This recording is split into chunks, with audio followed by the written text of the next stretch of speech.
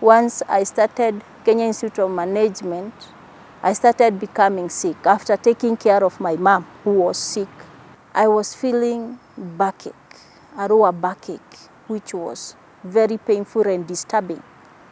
But what happened, I was not taking it serious because I knew maybe I'm straining, maybe it's not that I'm doing exercises of football. But all in all, I just pressed on with thinking that all will be well. And I came to Nairobi, where I settled in my daddy's residence in Moja 2. My sister-in-law, who was afraid to me, happened that I knew they are friends with my brother. And I found them somewhere and told me, this is my fiancé. And I told her, this is my friend. But I never knew that she's a fiancé to my brother. And we started walking a journey where she was encouraging me that one day that back will stop being in pain. But later on, my sister became married and they settled with my brother. And I happened to stay with them because she happened to conceive, but had a lot of complication with that pregnancy. But still, I had pain of the back. But what happened is that when I stayed with them, my sister told me, go and seek doctor's attention. And I went and I sought it from the insurance plaza, where I had to undergo many tests, many scans for them. But the result was that I have brucellosis. And what happened, I had to undergo the procedure of treatment of injections, medication, whereby I started with the injection of 21 injections. And I remember once we went to Kenyatta, one of the doctors did his scan and said that I need to undergo a procedure and a surgery of endometriosis tissues. I have tissues outside the uterus which need to be removed.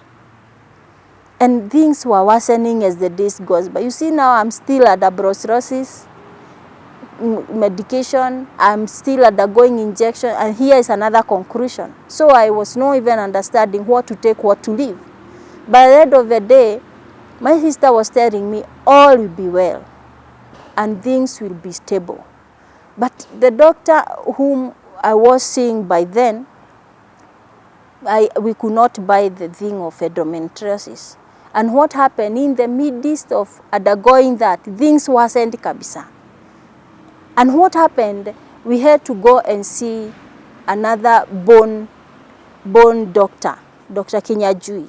We saw him at Kenyatta. And Dr. Kenyajui had to send us for a certain scan. But what happened, Dr. Kenyajui said, I think I have another problem, which is not of what they are saying.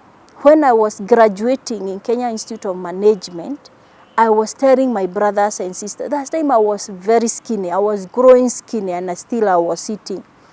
I told my brothers and sisters, I'm not feeling well completely. 2009 still, after graduation, is the time now I became immobile. When still I was in my sister's house, and my brothers whom we are living together. And that is the time I called my sister and I told my sister, sister, I feel that I cannot feel my body. I cannot even turn to this side or that side. And that is when they started now taking initiative of taking me to the hospital, where we were to look for a neurologist who were rare to be found. They were very rare to be found. And what happened, the neurologist whom we saw said that immediately go to hospital, immediately book whichever the hospital you can afford, because this problem might be of muscle and nerves, and it may affect the muscle of the heart, lash. And we were to go to Kenyatta Hospital, where now the life started to become hand in hand. I stayed there up to 2010, almost 20 weeks. But that time still in Kenyatta, that's the time I started having suffocation, that I could not breathe on my own, that 2010, when I was still in Kenyatta. And life continued. I could be done for therapy. I was in Pampers, I was in oxygen. I could not move any part of the body. I was only speaking. Even the people who were coming, I was only speaking to them, but I could not move at all. But thank God, because I found very good treatment, very good attention. I could be looked after, I could be fed, I could be changed for pamper, I could be taken care of. After we came out from Kenyatta, we still followed the neurologist, Dr. Ochanda and Dr. Amayo, where the life was not still simple because the medication were very expensive. Because the medication were 40,000, 30,000, 25,000, and maybe you could take that medicine for 2 weeks, then they could be stopped for other medicine. We went to India still the same year with my sister-in-law. We went in a hospital called Wakhat in India. And we arrived safely, treated, stayed there for 3 weeks, came back still not walking. I was still immobile. And 2012 January is the time I started walking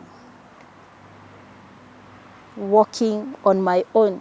After I have started walking in January, February I got pneumonia, which I was told is that I was very immobile to be. I stayed in the house for a long time immobile. That is why the chest had accumulation of bacterial infection.